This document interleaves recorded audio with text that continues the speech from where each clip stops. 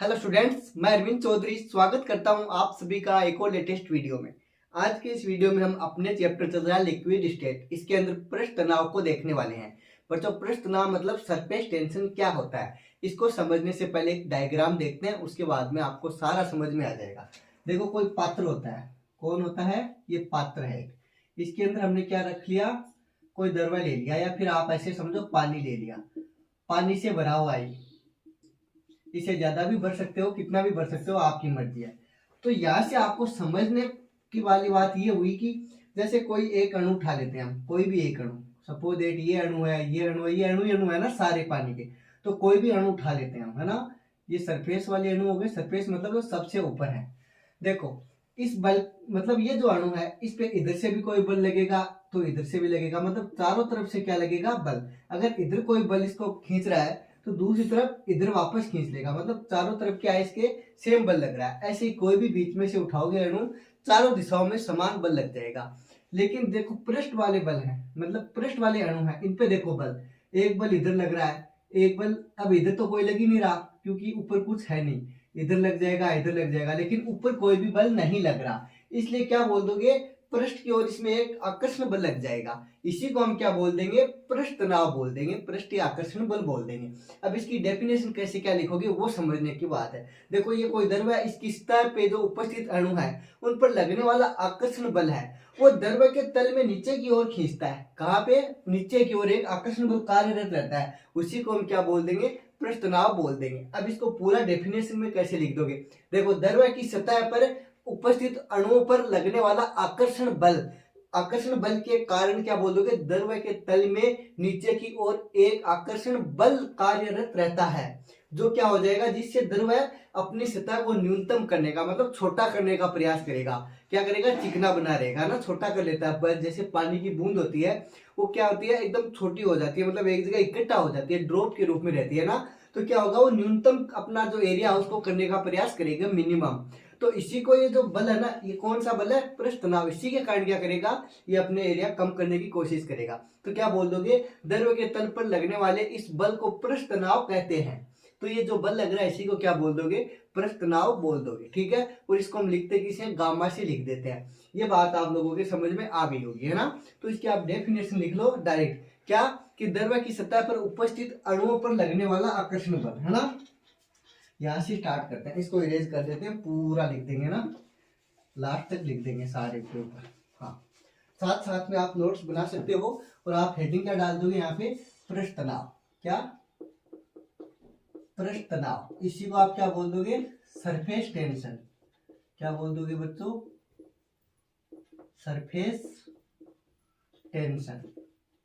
पृष्ठ तनाव को आप लिख किससे देते हो? गामा से लिख देते हो, है ना। तो यहां से आप डेफिनेशन लिखो पृष्ठ तनाव की। द्रव की सतह पर, द्रव की सतह पर उपस्थित अणुओं पर, द्रव की सतह पर, कहाँ पे? द्रव की सतह पर उपस्थित अणु, द्रव की सतह पर उपस्थित अणुओं। अणु मीन्स क्या हो गए? मोलिक्यूल्स हो गए। बहुत सारे क्या होते हैं? मोलिक्यूल्स होते हैं ना।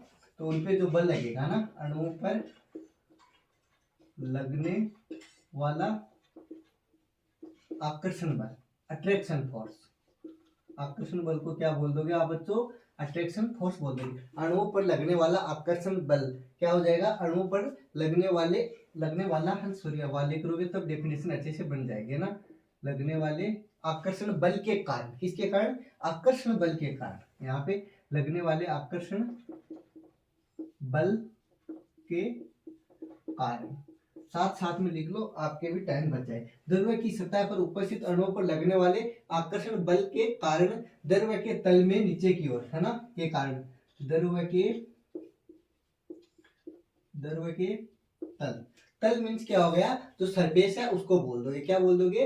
जो सरफेस है ना ऊपर, उसके कारण नीचे की ओर एक बल लगेगा, उसकी बात चल रही है। तो लगने वाले आकर्षण बल तो के कारण द्रव के तल में, किसमें? तल में नीचे की ओर एक आकर्षण बल। तो द्रव के तल में नीचे की ओर आकर्षण बल, कौन सा? नीचे की ओर आकर्षण बल। आकर्षण बल को मैंने आपको पहले बता दिया, क्या बोल दोगे, अट्रैक्शन फोर्स बोल दोगे। क्या बोल दोगे, अट्रैक्शन फोर्स बोल दोगे। तो आकर्षण बल कहाँ लगेगा, नीचे की ओर एक आकर्षण बल कार्य करेगा, है ना, आकर्षण बल कार्य करता है, आकर्षण बल कार्य करता है। अब ये आकर्षण बल कार्य करेगा तो क्या होगा, इसका जो मतलब एरिया है वो क्या हो जाएगा, कम हो जाएगा। कम हो जाएगा मतलब इसी को क्या बोल दोगे, जिस बल की वजह से कम हो रहा है उसी को क्या बोल देते हो, पृष्ठ तनाव बोल दोगे, है ना। तो कार्य करता है, तो जिससे द्रव अपनी सतह को न्यूनतम करता है, कार्य करता है ना, जिस कारण द्रव, कौन बच्चों, लिक्विड, जिस कारण द्रव अपनी सतह को न्यूनतम करता है ना, जिस कारण द्रव अपनी सतह को सतह मीन्स सरफेस, है ना, सतह को कम करता है। क्या कर लेता है, कम, या फिर आप यहाँ पे क्या लिख सकते हो, न्यूनतम भी लिख सकते हो ना, कम करने का प्रयास करता है। सतह को कम या छोटा कुछ भी बोल सकते हो ना, को कम करने का प्रयास करता है। अब देखो इंपॉर्टेंट बात यहाँ पे क्या निकल जाएगी, द्रव के तल पे ये जो लगने वाला बल है इसी को आप क्या बोल दोगे, पृष्ठ तनाव बोल दोगे। अतः, है ना, यहाँ पे क्या हो जाएगा, अगली लाइन से लिख लोगे ज्यादा अच्छा रहेगा, है ना। अतः ये जो बल लग रहा है ना इसी को क्या बोल दोगे आप, पृष्ठ तनाव बोल दोगे। अतः द्रव के तल मतलब द्रव के तल पर लगने वाले, द्रव के तल पर लगने वाले इस बल को, कौन से बल को, इस आकर्षण बल को, है ना, लगने वाले इस आकर्षण बल को, है ना, या फिर बल को, लगने वाले इस बल मीन्स फोर्स, बल को क्या बोल दोगे बच्चों, पृष्ठ तनाव कहते हैं। तो अतः द्रव के तल पर लगने वाले इस बल को पृष्ठ तनाव कहते हैं। इसको आप किससे लिख दोगे, गामा से लिख दोगे। किससे दर्शाते हो इसको, गामा से दर्शाते हो, है ना। इसको आप किससे लिखते हो, पृष्ठ तनाव को किससे लिख देते हो, गामा से। पृष्ठ तनाव को गामा को ऐसे लिखते हैं ना, गामा से दर्शाते हैं। यहाँ तक आप लोगों के बात समझ में आ गई होगी। इसको किससे लिख दिया आपने, गामा से लिख दिया। अब इसके बात करेंगे यूनिट्स की, मात्रक की। तो इसके मात्रक सीजीएस पद्धति में क्या मात्रक हो जाता है, इसका सीजीएस पद्धति में क्या मात्रक हो जाता है, डाइन पर सेंटीमीटर या फिर डाइन सेंटीमीटर इनवर्स हो जाएगा। ऐसे ऐसे पद्धति में क्या बोल दोगे, न्यूटन प्रति मीटर, इसको आप बोल दोगे न्यूटन मीटर इनवर्स बोल दोगे। ठीक है, यहाँ तक आप लोगों की बात समझ में आ गई। तो यहाँ पे बात कर लेते हैं मात्रक की, किसके, पृष्ठ तनाव। मात्रक मीन्स यूनिट्स की। तो इसके यूनिट क्या हो जाएंगे, मात्रक कौन कौन से हो जाएंगे, एसआई और सीजीएस पद्धति दोनों में अलग अलग हो जाएंगे। सबसे पहले जैसे आप सीजीएस पद्धति में देखना चाहो तो सीजीएस पद्धति में मैंने आपको क्या बता दिया, डाइन प्रति सेंटीमीटर। क्या हो जाएगा बच्चों, डाइन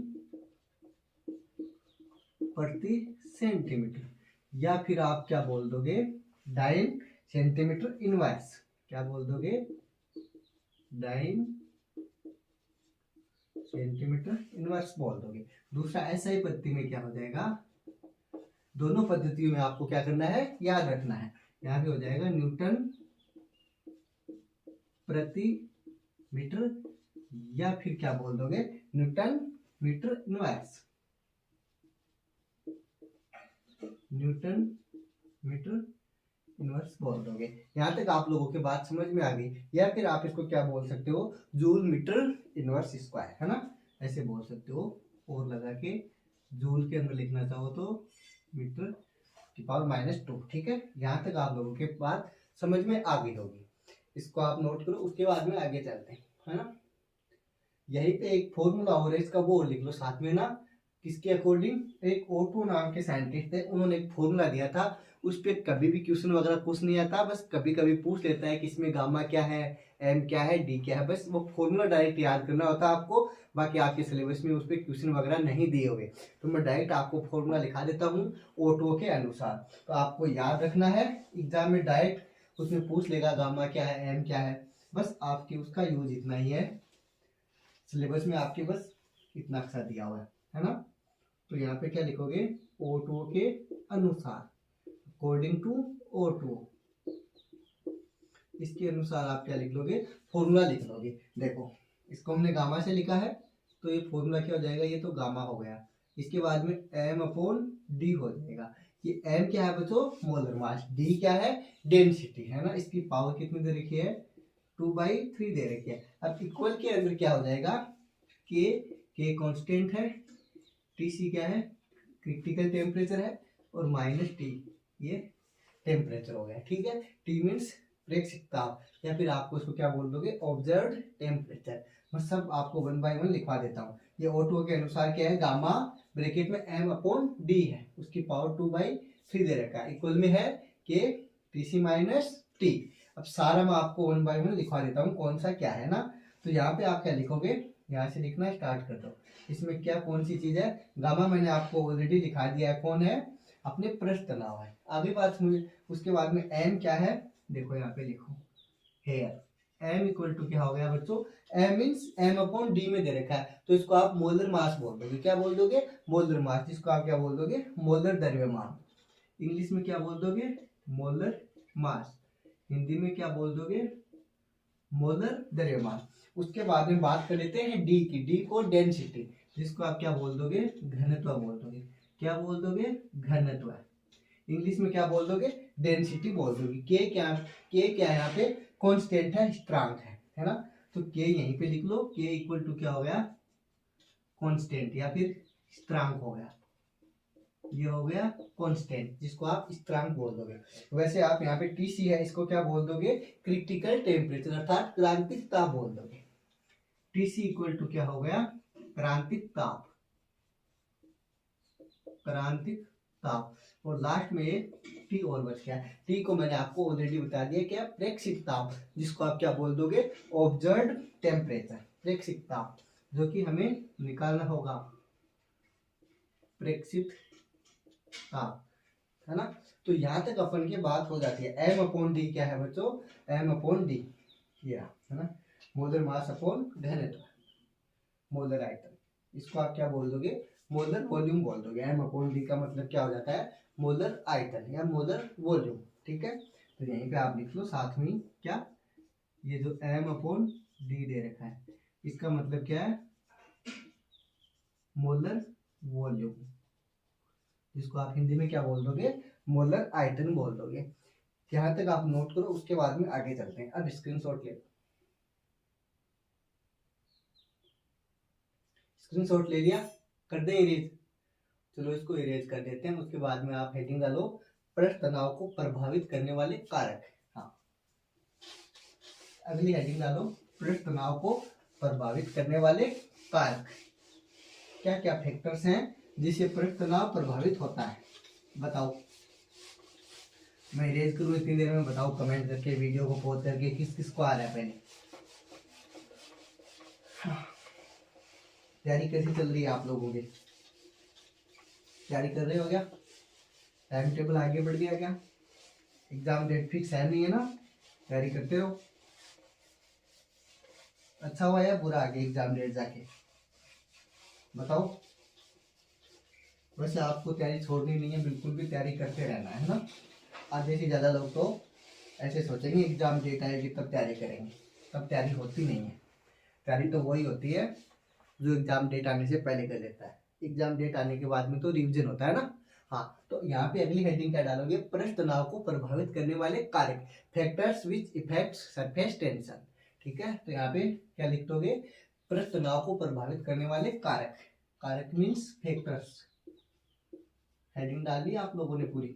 हाँ, तो देखो सबसे पहले जैसे यहाँ पे इंपॉर्टेंट बात आ जाती है, जो ये मॉलिक्यूल्स होते हैं, अणु होते हैं, इनके मध्य जो आकर्षण बल होता है वो ही सबसे ज्यादा प्रभावित करता है। तो जैसे अणुओं के मध्य आकर्षण बल बढ़ता है, तो यहाँ पे पृष्ठ तनाव भी क्या हो जाएगा बच्चों, बढ़ जाएगा। क्योंकि आकर्षण बल बढ़ेगा तो जो बूंद बनी है, मतलब पानी की बूंद से समझते हैं, तो उसमें भी तनाव मतलब ज्यादा होगा, मतलब वो छोटी हो जाएगी। मतलब क्या हो जाएगा, आकर्षण बल बढ़ा तभी तो वो एक दूसरे को क्या कर रहे हैं, अट्रैक्ट, मतलब पानी की बूंद गाढ़ी बन जाएगी, ऐसे समझ सकते हो। तो छोटी बन जाएगी, मतलब पृष्ठ तनाव क्या हो जाएगा, बढ़ जाएगा। लेकिन ये भी दो प्रकार के अणुओं के मध्य आकर्षण बल हो जाता है। एक तो भिन्न भिन्न अणुओं के मध्य आकर्षण बल और एक समान प्रकार के अणुओं के मध्य आकर्षण बल। वो कैसे सर? देखो जल का अणु है, उसमें जल के अणुओं के मध्य अगर आकर्षण बल लगेगा तो वो तो क्या हो जाएगा, समान प्रकार के अणुओं के मध्य बल। और समान प्रकार के अणुओं के मध्य लगने वाला बल कौन सा होता है? सहसंजक बल होता है, जिसको आप क्या बोल दोगे? Cohesive force. ठीक है। हाँ, उसके बाद में देखो अलग अलग प्रकार के अणुओं के मध्य लगने वाला बल, उसको आप क्या बोल दोगे बच्चों? आसंजक बल बोल दोगे, एडेसिव फोर्स बोल दोगे। ठीक है, ये बात हो जाती है अलग अलग। अब अलग अलग कौन कौन सी हो जाएंगी? जैसे अपने बात करें एल्कोहल और जल है, वाटर है, उनके मध्य लगने वाला बल, तो ये अलग अलग हो गए दोनों, है ना। तो ये इंपॉर्टेंट बात है, बस आसंजक और सहसंजक बल आपको पता होना चाहिए। सहसंजक मतलब समान प्रकार के अणुओं के मध्य लगने वाला बल, और आसंजक मतलब अलग अलग प्रकार के अणुओं के मध्य लगने वाला बल। तो सबसे पहला फैक्टर क्या हो जाएगा इसके अंदर? अणुओं के मध्य आकर्षण बल भी प्रभावित करेगा, है ना। आकर्षण बल अणुओं के मध्य लगने वाला आकर्षण बल, इसको भी क्या करेगा? प्रभावित करेगा। आप इंग्लिश में चाहो तो लिख सकते हो अट्रैक्शन फोर्स बिटवीन मॉलिक्यूल्स। ठीक है, अट्रैक्शन फोर्स बिटवीन मॉलिक्यूल्स, ये आप लिख सकते हो। हाँ, तो अणुओं के मध्य आकर्षण बल बढ़ेगा तो पृष्ठ तनाव भी क्या हो जाएगा? बढ़ जाएगा।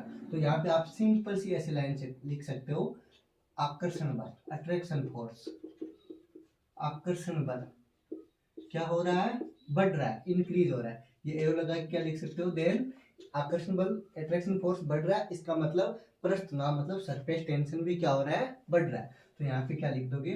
पृष्ठ तनाव। कौन सा तनाव? पृष्ठ तनाव। ये भी क्या हो जाएगा?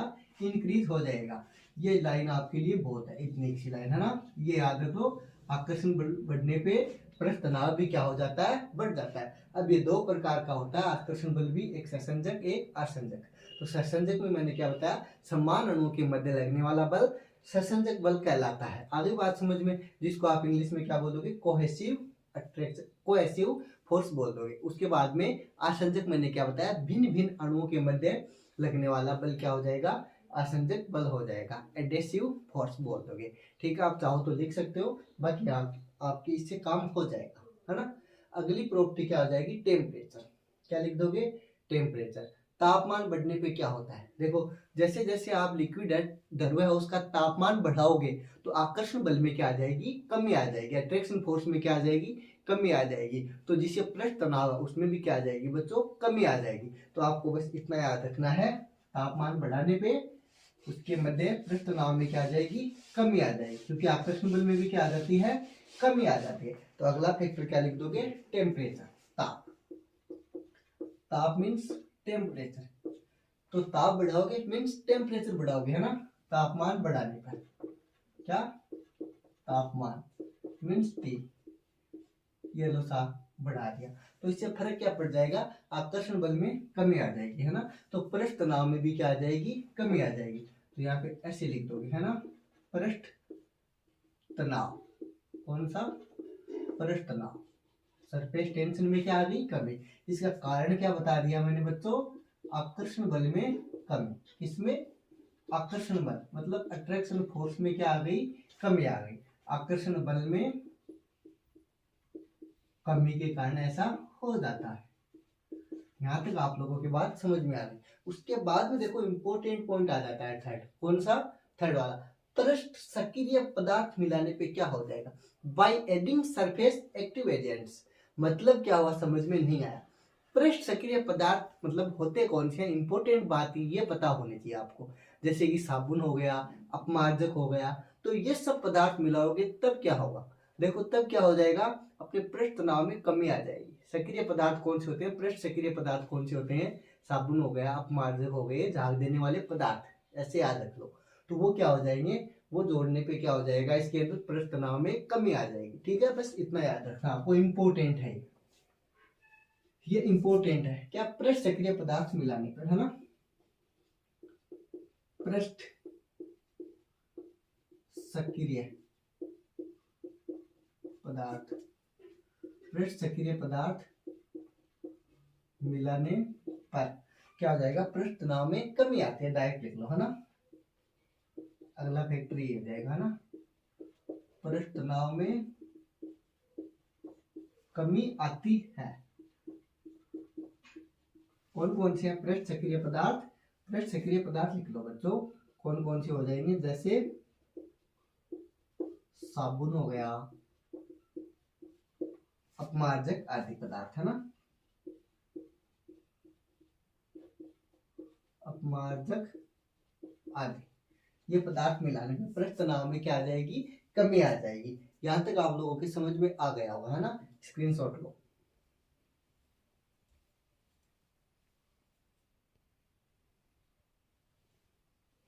छाप लिया। चलो, यहाँ पे फैक्टर्स क्या हो जाते हैं बच्चों, कंप्लीट हो जाते हैं। यहाँ तक आप लोगों की बात समझ में आ गई है। तीनों चीजें आपको याद रखनी है। टेम्परेचर बढ़ाने पे पृष्ठ तनाव में क्या आती है, कमी आती है। कारण क्या बताया कि आकर्षण बल है, उसमें क्या आ जाती है, कमी आ जाती है। उसके बाद भी मैंने क्या बताया, जैसे कि एक प्रकार के जैसे पदार्थ अणु मिलाते हैं, है ना, तो उनकी वजह से क्या आ जाता है, जो साबुन वगैरह है, अपमार्जक है, इनकी वजह से भी क्या आ जाता है, कमी आ जाता है। ठीक है। उसके बाद में अगला पॉइंट अपने क्या आ जाता है, जैसे पृष्ठ तनाव, जैसे ये कंप्लीट हो गए कारक हम। पृष्ठ तनाव बूंद भार विधि, मतलब कि आप इस विधि से क्या कर सकते हो, मतलब ये इंपॉर्टेंट है, पृष्ठ तनाव बूंद भार विधि, ड्रॉप वेट मेथड, इससे आप पृष्ठ तनाव ज्ञात कर सकते हो। तो पृष्ठ तनाव ज्ञात करने की विधि कौन सी है, पृष्ठ तनाव भार विधि, बूंद भार विधि। इंपॉर्टेंट है, डायरेक्ट एग्जाम में क्वेश्चन आता है कि आप पृष्ठ तनाव को कैसे ज्ञात कर सकते हो, निकाल सकते हो। तो उसके लिए हमारे पास में एक मेथड दिया हुआ, पृष्ठ तनाव बूंद भार विधि, drop weight method, weight method. तो ये पृष्ठ तनाव ज्ञात करने की विधि है, जिसमें इसमें जो प्रयुक्त उपकरण है उसका भी कभी कभार नाम पूछ लेते हैं। तो जो उपकरण है उसको आप क्या बोल दोगे, बिंदु मापी, क्या बोल दोगे, बिंदु मापी, जिसको इंग्लिश में क्या बोल दोगे, स्टेल्गोमीटर, स्टेल्गोमीटर बोल दोगे। ये बात आपके समझ में आ गई। इसका फॉर्मूला भी दिया हुआ है, कभी कभार पूछ लेता है कि ये क्या है, गामा 1 क्या है, एन क्या है, डी क्या है, वो मैं सारा आपको लिखाने वाला हूँ। तो अपेक्षित पृष्ठ तनाव ज्ञात करने के लिए जो हमें फॉर्मूला दिया हुआ है वो लिखो, नाम लिखो, बस इतना ही आपके सिलेबस में, है ना। तो पृष्ठ तनाव बूंद भार विधि, है ना, ये किस काम में आती है, पृष्ठ तनाव ज्ञात करने के लिए। तो आप हेडिंग डालो, पृष्ठ तनाव बूंद, बूंद क्या, पृष्ठ तनाव बूंद भार विधि। हाँ, इसको आप इंग्लिश में क्या बोल दोगे, ड्रॉप वेट मेथड। चलो लिख देते हैं, ड्रॉप वेट, ड्रॉप वेट आगे क्या हो जाएगा, मेथड हो जाएगा, है ना, ड्रॉप वेट मेथड। यहां तक आप लोगों की बात समझ में आ गई, ड्रॉप वेट मेथड, ये क्या हो जाएगा, पृष्ठ तनाव ज्ञात करने की विधि, है ना। तो यहाँ पे इंपोर्टेंट पहली बात है, क्या हो जाएगी, पृष्ठ तनाव ज्ञात करने की विधि। पूछेगा कौन सी विधि है, तो नाम बता दोगे, पृष्ठ तनाव ज्ञात करने की विधि है। पहली बात ये लिख दोगे। दूसरी बात क्या लिख दोगे, इसके अंदर जो उपकरण काम में लिया जाता है, कौन सा उपकरण काम में लिया जाता है, जस्ट मैंने आपको अभी बताया है, क्या हो जाएगा, बिंदु मापी काम में लिया जाता है ना। तो इस उपकरण को क्या बोल दोगे आप, बिंदु मापी।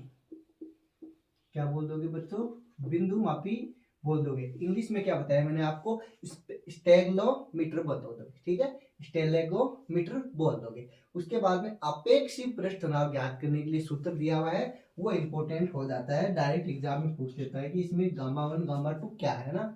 अपेक्षित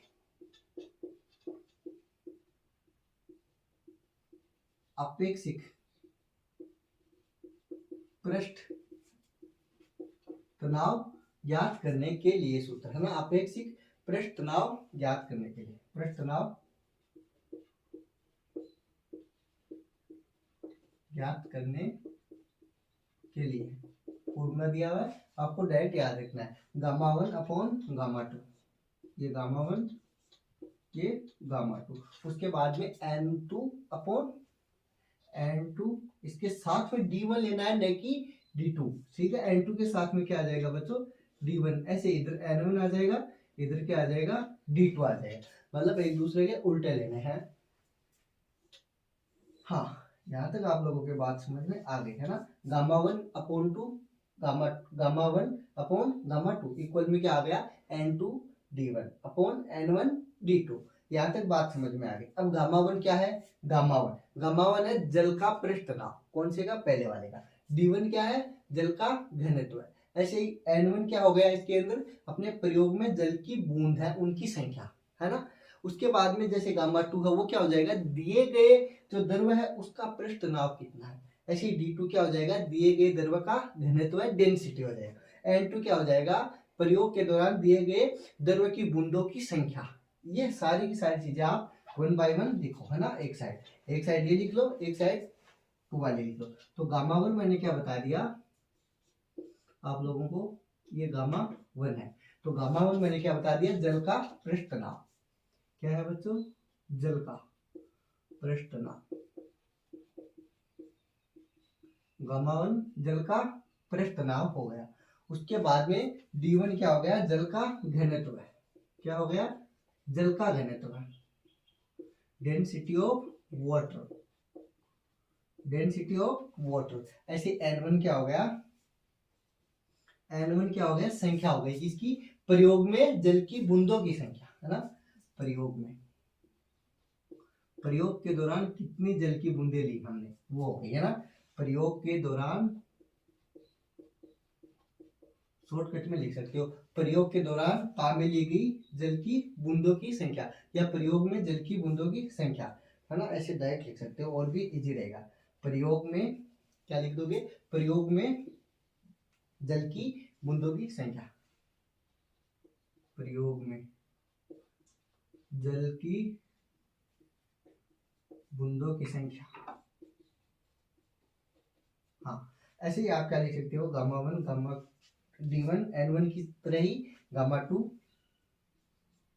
अब देखो गामा 2 क्या हो जाएगा? यहाँ पे गामा 1 जल का पृष्ठ तनाव था, तो यहाँ पे गामा 2 क्या हो जाएगा? होगा तो पृष्ठ तनाव ही, लेकिन दिए गए द्रव का या फिर दिए गए जल का, है ना। जो मतलब दूसरा दिया होगा ना एक और इसके रिस्पेक्ट में उसका, तो दिए गए द्रव का, है ना, क्वेश्चन में देगा हमें दिए गए द्रव का पृष्ठ तनाव, सरफेस टेंशन।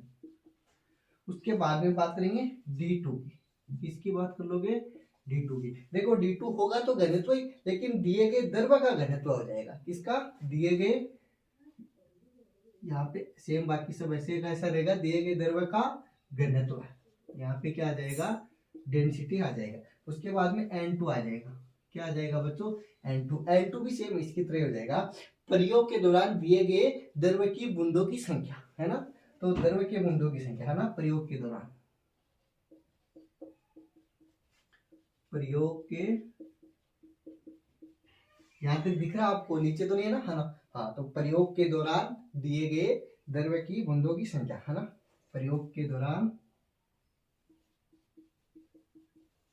दिए गए द्रव की बूंदों की संख्या, प्रयोग के दौरान दिए गए द्रव की बूंदों की संख्या।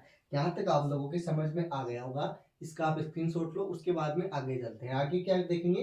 कल नेक्स्ट वीडियो में देखेंगे हम पृष्ठ तनाव के जो अनुप्रयोग हैं, एप्लीकेशंस ऑफ सरफेस टेंशन देखने वाले हैं। यहाँ तक अगर आपको कोई डाउट है तो वीडियो के नीचे कमेंट करिए। सो मिलते हैं जल्दी कल एक और लेटेस्ट वीडियो में। तब तक पढ़ते रहो, मस्त रहो। Thank you, thanks for watching.